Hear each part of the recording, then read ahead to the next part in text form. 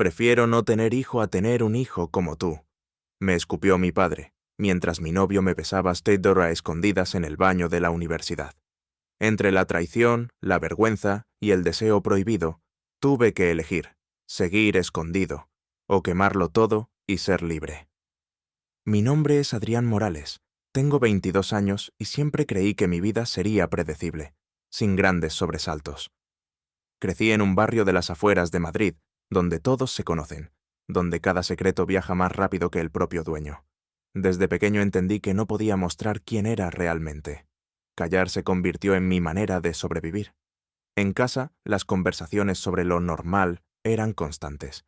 Mi padre repetía que un hombre de verdad debía trabajar duro, formar una familia y mantenerla sin titubeos.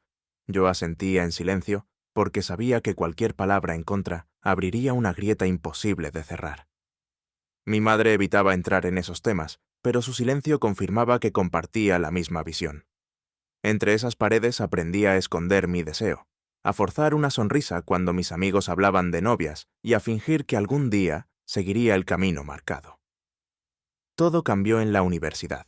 Allí conocí a Mateo, un chico que parecía vivir sin miedo. No le importaban las miradas, ni las etiquetas, ni los rumores que corrían a su alrededor. Era directo, espontáneo, lleno de una energía que contrastaba con mi manera reservada de estar en el mundo. Al principio me intimidaba, pero poco a poco empecé a sentir que su cercanía me empujaba a respirar diferente, como si al fin pudiera moverme sin cadenas. No tardamos en hacernos inseparables. Compartíamos clases, almuerzos, tardes enteras en la biblioteca. Con él descubrí lo que era reír sin calcular cada gesto, hablar sin miedo a ser juzgado. Esa confianza fue creciendo hasta desbordarse. Una noche, después de una fiesta de la facultad, se inclinó hacia mí y me besó. Fue rápido, inesperado, pero suficiente para derrumbar años de silencio. A partir de entonces, nuestra relación se convirtió en mi refugio secreto. Nadie debía enterarse, al menos eso creía yo. En un entorno donde las miradas son cuchillos, salir del armario era un salto al vacío. Mateo, en cambio, no compartía mi prudencia. Para él, esconderse era una cárcel. Me decía que el amor no debía vivirse en la sombra, que negar lo que éramos era traicionarnos a nosotros mismos.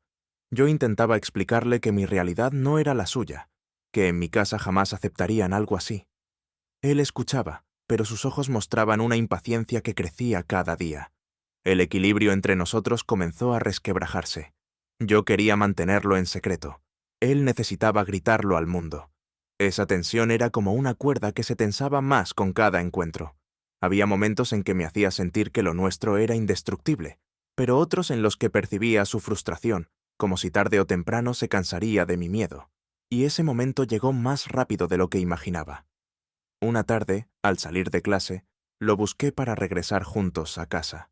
No estaba donde solía esperarme. Caminé hacia la plaza cercana y lo vi. Estaba con Raúl, un amigo nuestro, riendo, demasiado cerca, demasiado cómodo. Al principio pensé que exageraba, que mi mente jugaba con mis inseguridades, pero entonces ocurrió. Un beso breve, directo, frente a cualquiera que quisiera mirar. El suelo pareció abrirse bajo mis pies, no solo por la traición, sino porque entendí que para él yo era apenas una pausa, un secreto que le servía mientras encontraba algo más fácil, más libre de complicaciones. Sentí rabia, dolor y una humillación que quemaba más que cualquier insulto. Me alejé sin que me viera, tragando cada lágrima, jurando que no le daría el placer de verme roto. Esa noche volví a casa con la mente hecha pedazos. No podía contarle nada a nadie. Mis amigos nunca lo hubieran entendido, y en mi familia ni siquiera era una opción mencionarlo. El silencio, una vez más, se convirtió en mi condena. Me encerré en mi cuarto, repasando cada instante con Mateo, cada palabra de confianza, cada promesa de sinceridad. Todo parecía un guión falso, una historia que él ya había escrito sabiendo que terminaría mal para mí. Los días siguientes fueron un infierno. Evitarlo en la universidad era imposible, y cada vez que lo veía con Raúl me ardían las entrañas. Él intentaba acercarse, mandaba mensajes, pero yo no respondía. No quería explicaciones. Ninguna excusa borraría lo que había visto. Mis noches se llenaron de insomnio y mis mañanas de un cansancio insoportable. Mi vida, que ya era frágil por el miedo a ser descubierto, se había vuelto insoportable con el peso de la traición. Y lo peor aún estaba por llegar. Los rumores comenzaron a circular en el barrio. Alguien me había visto con Mateo en la facultad, demasiado cerca, demasiado cómplices. La noticia no tardó en llegar a mi casa. Una noche, durante la cena, mi padre me miró con una dureza que nunca antes había sentido. ¿Es verdad lo que dicen?, preguntó con un tono que helaba la sangre. No respondí. Ese silencio fue mi confesión. Su rostro se endureció aún más y pronunció las palabras que marcarían mi vida. Prefiero no tener hijo a tener un hijo así. Las palabras de mi padre quedaron suspendidas en el aire como un golpe imposible de esquivar. No levantó la voz, no hizo falta. Su tono era suficiente para desgarrar todo lo que había construido dentro de mí. Mi madre intentó intervenir, pero lo único que salió de sus labios fue un suspiro ahogado, una súplica silenciosa que no llegó a convertirse en defensa. Esa noche cenamos sin apenas hablar. Cada bocado era una tortura. Cada segundo se alargaba como si el tiempo quisiera remarcar la distancia que ya existía entre nosotros. Cuando terminé, subí directamente a mi cuarto. Cerré la puerta y me senté en el borde de la cama. Tenía las manos temblando, no de miedo, sino de una rabia contenida que me quemaba por dentro. Mi padre había puesto en palabras aquello que siempre temí. Para él, yo no tenía valor si no encajaba en su molde. Los días siguientes fueron una batalla constante. En casa reinaba un silencio tenso. Mi madre me miraba con compasión, pero evitaba cualquier conversación seria. Mi padre, en cambio, apenas me dirigía la palabra. Si lo hacía, era para hablar de obligaciones prácticas, el trabajo, las compras, las tareas. Todo lo demás estaba vetado. Yo había dejado de ser hijo y me había convertido en una sombra incómoda. En la universidad, la situación tampoco mejoraba. Mateo intentó acercarse varias veces. Me buscaba después de clase, me escribía mensajes que se acumulaban en mi teléfono sin respuesta. Una tarde incluso me esperó en la salida. Lo vi de lejos, parado con los brazos cruzados, con esa mezcla de orgullo y nerviosismo que siempre lo caracterizaba. Decidí caminar en la dirección contraria. No quería verlo, no quería escuchar explicaciones. La imagen de él con Raúl seguía grabada como fuego en mi memoria. El rumor sobre mi orientación ya se había extendido más de lo que imaginaba. Algunos compañeros me miraban con curiosidad, otros con burla y unos pocos con una incomodidad evidente. Descubrí lo rápido que la gente cambia cuando la verdad no encaja en sus prejuicios. Amigos que antes me buscaban para salir de fiesta empezaron a tener otras cosas que hacer. Incluso Raúl, con su sonrisa falsa, caminaba por los pasillos como si nada, como si no hubiera sido parte de mi derrumbe. Yo cargaba todo en silencio. No quería darles el placer de verme derrotado, aunque por dentro me estaba consumiendo. Dormía poco, comía menos.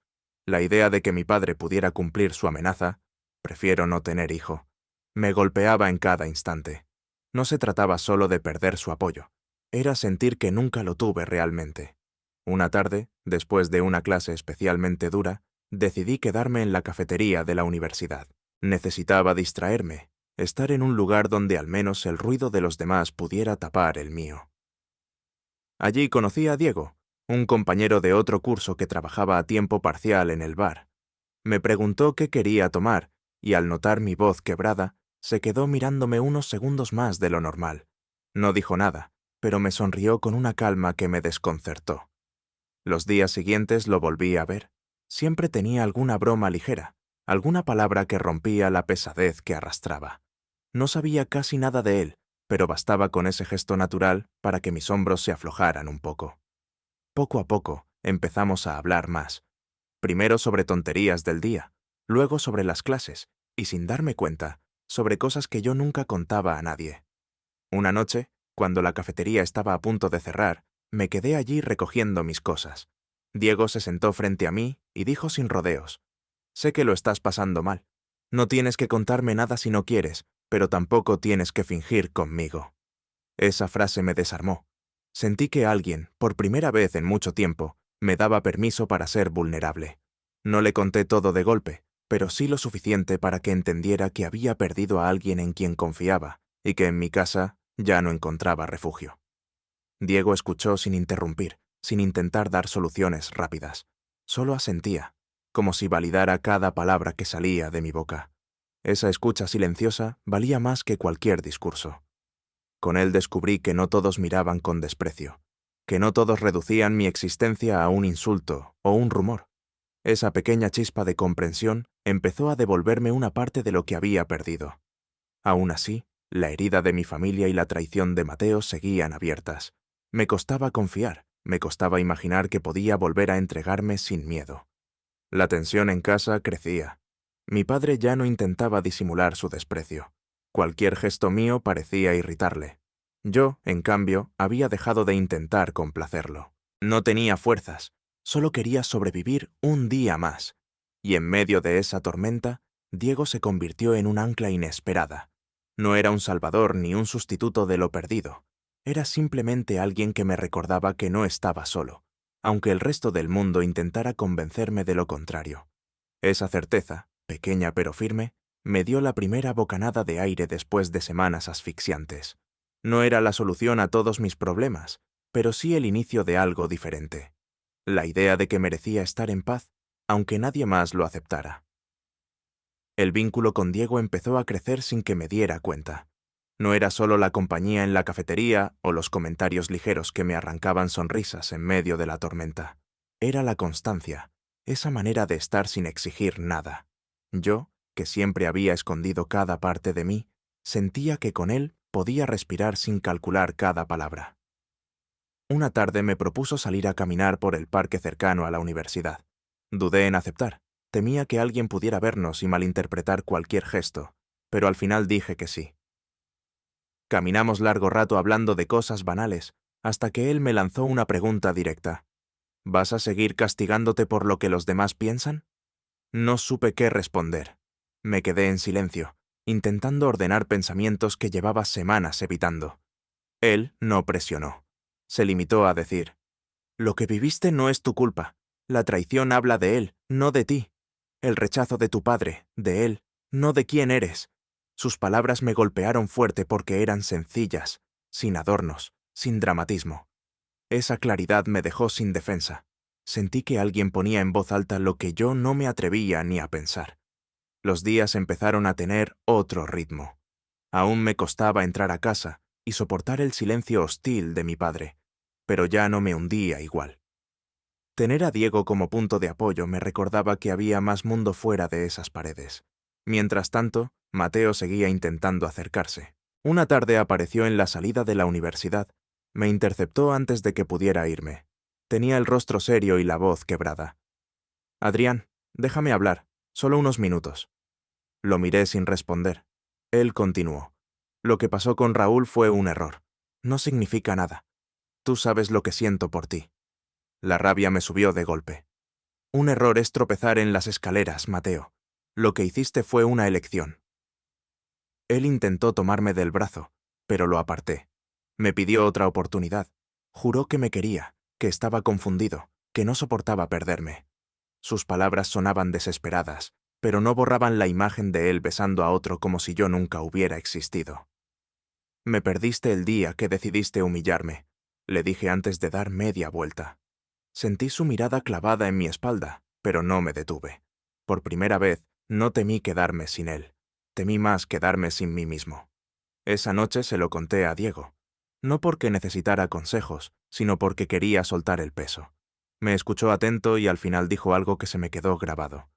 El verdadero valor no está en aguantar lo que te destruye, sino en tener el coraje de dejarlo atrás. A partir de entonces empecé a mirar mi historia con otros ojos. No era solo la víctima de un engaño ni el hijo rechazado. Era alguien que, a pesar de todo, seguía en pie. Y esa resistencia, aunque doliera, me hacía más fuerte de lo que pensaba. El conflicto en casa, sin embargo, se intensificó. Una noche, mientras cenábamos, mi padre lanzó una frase que lo dejó claro. «Mientras sigas con esas ideas, no esperes nada de mí». No respondí.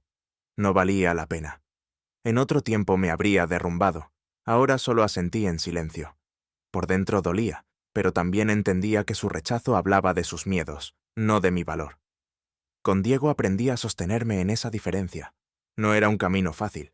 A veces me invadía el miedo a que también él me diera la espalda, pero cada día demostraba lo contrario. No con grandes gestos, sino con su manera de estar, con esa calma que cortaba la ansiedad. Un viernes me invitó a una reunión con algunos de sus amigos. Dudé en ir. Temía volver a sentirme observado, señalado, pero acepté. Para mi sorpresa, me recibieron con naturalidad. Nadie me preguntó por rumores ni me miró con juicio. Fue la primera vez en mucho tiempo que me sentí parte de un grupo sin tener que esconder nada. Esa noche, al volver a casa, comprendí que había otra vida posible, lejos de la sombra del miedo y de la traición. No era perfecta, ni estaba libre de obstáculos, pero existía. Y esa idea me devolvió un hilo de esperanza que creí perdido para siempre. El rumor en el barrio ya no era un murmullo lejano, se había convertido en comentario abierto. Cada vez que salía a la calle, sentía las miradas clavadas, algunas de curiosidad, otras cargadas de desprecio. Vecinos que antes saludaban con cordialidad, ahora apenas levantaban la mano. Las palabras que circulaban llegaban a mis oídos distorsionadas, pero todas tenían la misma intención: recordarme que ya no encajaba en ese lugar. Una tarde, al regresar a casa, encontré a mi padre hablando con un vecino en la puerta. Al verme, se hizo un silencio incómodo. El hombre se marchó sin despedirse, y mi padre, sin mover un músculo, dijo con frialdad: «¿Ves lo que provocas? No solo nos avergüenzas aquí dentro, también fuera». Me quedé parado frente a él, intentando contener la rabia. En otro tiempo habría callado, habría bajado la cabeza, pero ya no. «La vergüenza no soy yo», respondí. «La vergüenza es fingir toda una vida para contentar a los demás». El golpe no fue físico, pero lo sentí igual.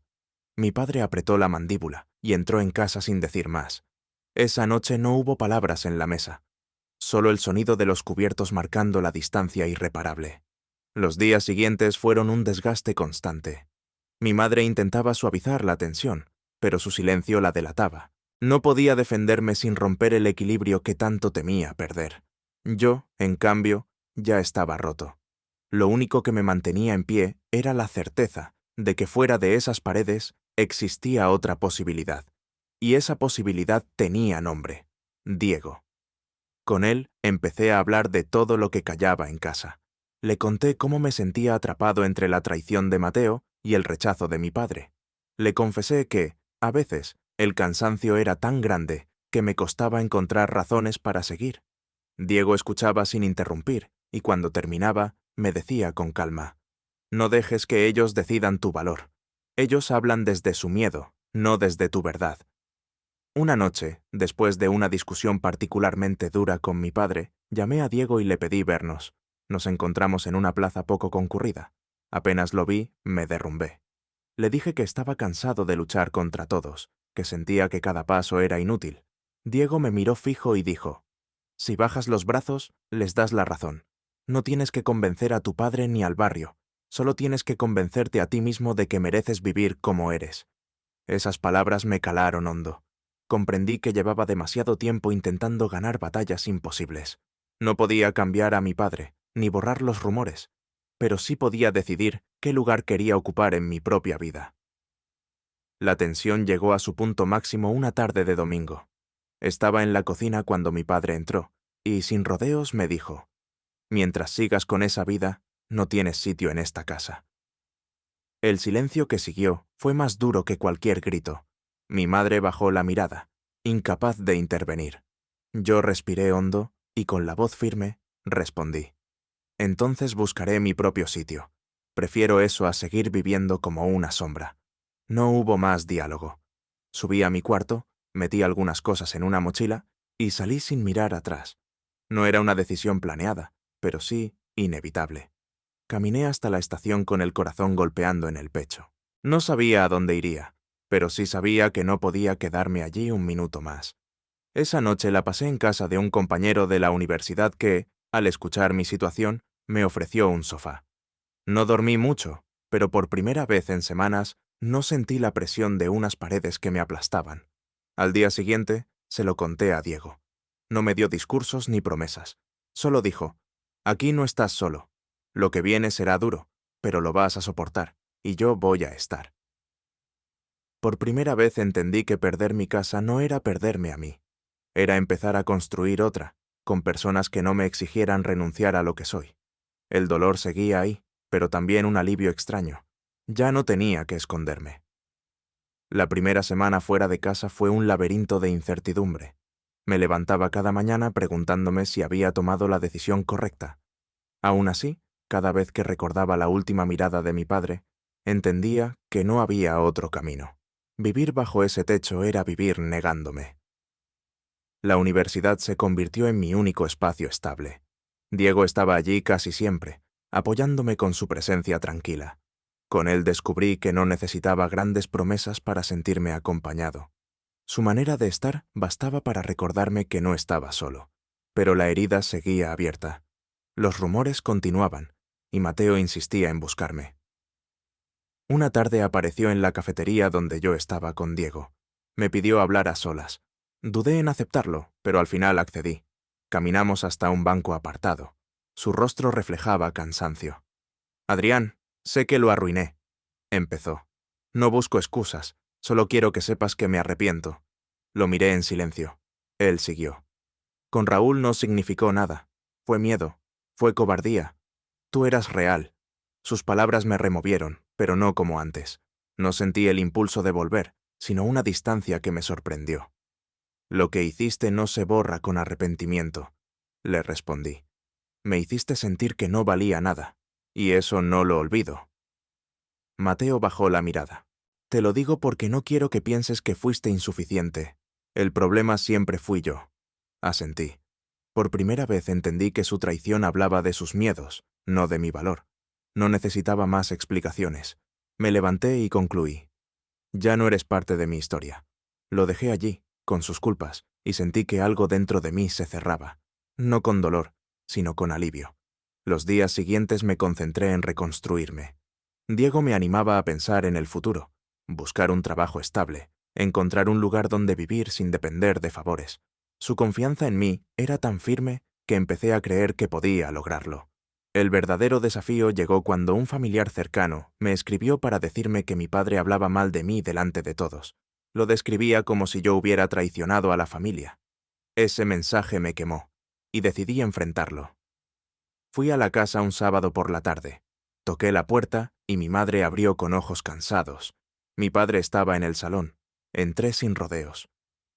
«He venido porque no pienso permitir que sigas manchando mi nombre», le dije. Él me miró con frialdad. «No necesito inventar nada. Lo que eres ya es suficiente vergüenza». Respiré hondo. Sentía el corazón acelerado, pero no iba a retroceder. «Lo que soy no es una vergüenza.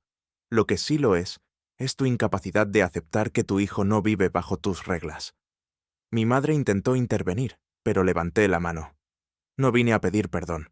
Vine a decirte que ya no tienes poder sobre mí. Puedes seguir hablando, pero no voy a cargar más con tu odio». El silencio fue absoluto.